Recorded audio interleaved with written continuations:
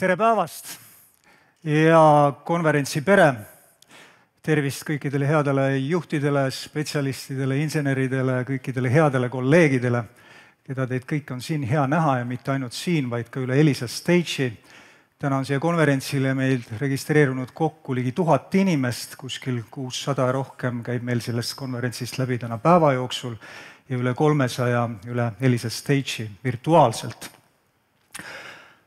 Elisa Tech Day on toimumas täna siin 19. korda. Ja lihtne arvutus näitab, et järgmisel aastal saame tähistada juba teist ümmargust juubelit. Aga hea sõnum on see, et juubelist ei ole meie Priit ka käesoleval aastal.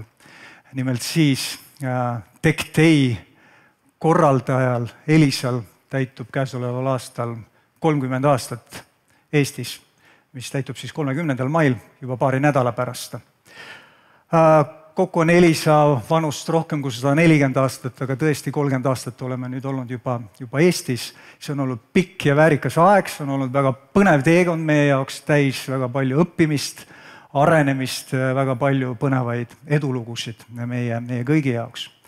Ja just selles kontekstis me oleme just viimase aasta jooksul vaadanud ka rohkem kui võib-olla varem üle kõigi nende 3 aastakümne, et mõista seda, et mis on olnud see edulugu, need edutegurid, mis meid on toonud siia ja seda üritanud mõtestada mitte ainult Elisa Eesti enda kontekstis, vaid ka laiemalt telekomi ja kogu digiühiskonna ja digimaailma kontekstis siinsamas Eestis. Ja selles kontekstis on hästi hea meel tõdeda, et me oleme viimase aasta jooksul teinud väga head koostööd president Kaljulaiu fondiga. Muuseas, Kersti Kaljulaid esines ka eelmine aasta Tech Day'l siinsamas. Aga president Kaljulaiu fond tegeleb mitme väga olulise suunaga, millest üks selline väga oluline suund on digipöörde ühiskondliku mõju mõtestamine, mille eesmärgiks on olnud mõista kõigepealt seda, et mis on olnud need edutegurid, mis on toonud 3 viimase 10 aasta jooksul meie ühiskonda siia, kus me oleme, kuidas need 30 aastat digipööret on meie ühiskonda mõjutanud ja panna ka seda nii-öelda globaalsesse konteksti, mida see tähendab võrreldes teiste ühiskondade ja riikidega, kus võib-olla see digipööre nii hästi ei ole ellu rakendunud. Me oleme olnud selle uuringu toetaja, peatoetaja, vedaja ja see on veel käimas, aga kui teha võib-olla mingeid üksikuid märksõnalisi kokkuvõtteid, siis ma tooksin välja võib-olla 2-3 väga olulist märksõna ja just selles vaatevinklist, et kui kirjeldada, mis on need edutegurid, mis meid on täna siia toonud. Nendeks on usaldus ja vabadus.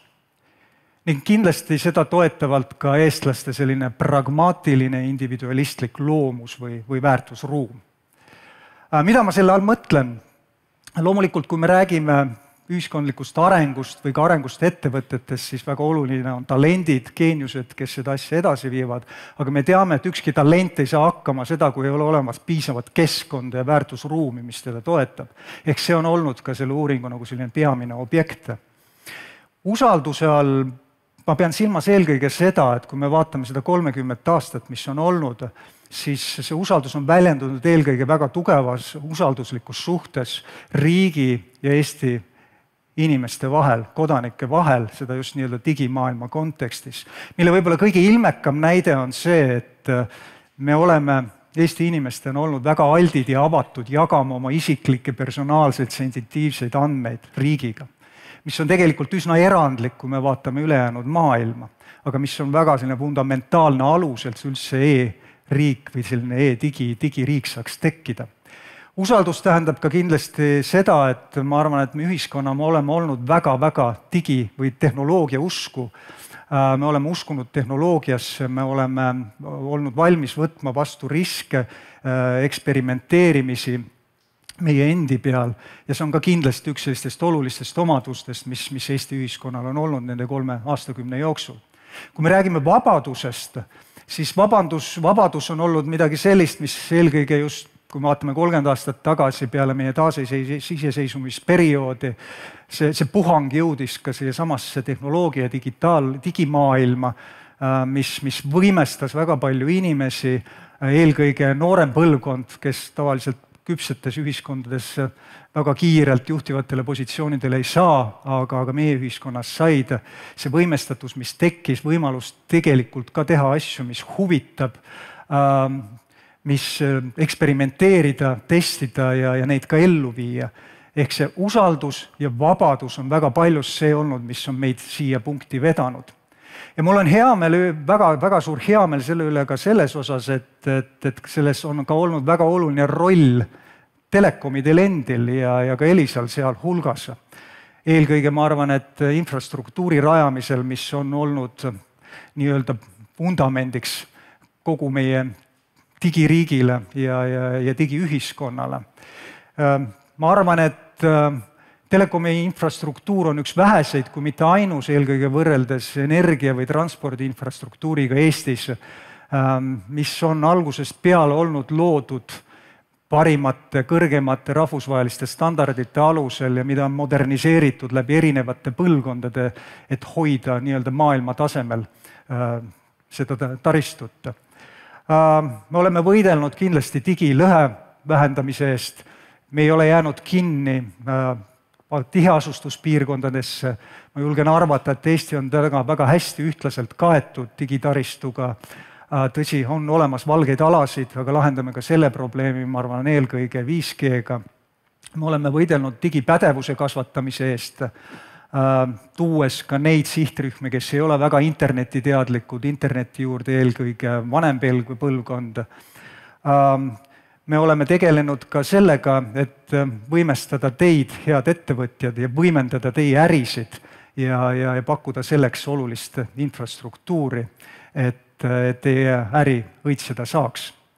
Ehk siis usaldus ja vabadus on olnud need väga olulised tegurid.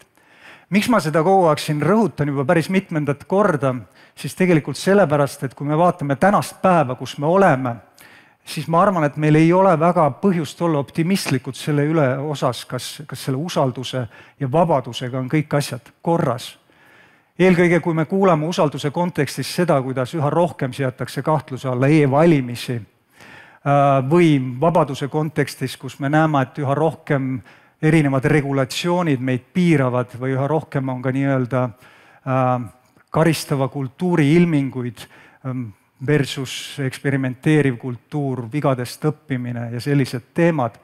Ehk me oleme üsna ohtlikul teepunktil, sest ilmselge on see, et see vabadus ja usaldus on see, mis veab meid edasi ühiskonnana. Ja huvitaval kombel need on ka väga-väga olulised elemendid meile ettevõtetena. Ma arvan, et me väga paljus tajume seda, et selleks, et luua agiilset organisatsiooni, mis suudab väliskeskkonnaga kiiresti kohanduda, selleks me peame eelkõige looma selle vabaduse igas organisatsioonis. Ja kuigi me täna räägime siin väga palju tehnoloogiast, siis ma arvan, minu roll ongi võib-olla kõige rohkem teile rõhutada seda, et ka see keskkond, mida me loome, on väga oluline ja tähtis. Ehk kui 30 aastat tagasi oli meie tõukejõuks vabadus ja usaldus, siis see tekkis väga palju nii-öelda spontaanselt, sest meil ei olnud midagi kaotada, me algasime täiesti nullist. Kui me räägime täna vabadusest ja usaldusest, siis see on midagi sellist, mida peab teadlikult ehitama. Seda ei saa lastma ise niisama minna. Usaldus tähendab seda, et me peame tekitama rohkem läbipaistvust, et ei tekiks muljet, et midagi oleks manipuleeritav. See tähendab ka digiturvalisemat ühiskonda, et olla tugevam digirünnakute vastu. Vabadus tähendab seda, et meil on rohkem vaja eksperimenteerivat kultuuri, et vigadest õppida ja seekaudu ja pakkuda ka psühholoogiliselt turvalisemat keskkonda meile kõigile. Kõike seda arvesse võttes oleme me täna pakkumas ka teile palju erinevaid teemasid siin sellel konverentsil, mis haakuvad tegelikult nende samade teemadega. Me räägime innovatsioonist küberturvalisuses, me räägime digitaliseerimisest ja me räägime tehnoloogia juhtimisest. Ma arvan, et digitaliseerimine on midagi sellist, mis on tähtsam kui võib-olla kunagi varem meie jaoks. Kui me vaatame 2 viimast aastat, kus me oleme riigis, kus kumulatiivne inflatsioon viimase 2 aasta jooksul on olnud üle 30%, seoses energiakriisiga, kus kulubaasid on tõusnud lakke ja me peame tunnistama, et me oleme kalli tööjõuriik, siis digitaliseerimine on kindlasti midagi sellist, mis võimaldab meie ärisid teha kulutõhusamaks, aga mitte ainult seda, me peame ka eristuma ja selleks on vaja luua digitaalseid uusi ärimudeleid.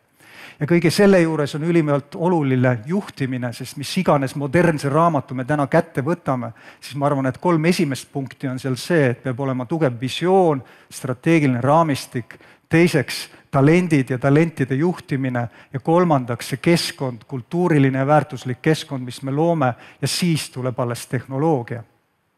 Ja loomulikult, mida rohkem me ennast digitaliseerime ja automatiseerime, seda kriitilisemaks muutuvad meie jaoks digiturvalisus, me oleme seda rohkem avatud küberpättidele ja küberrünnakutele.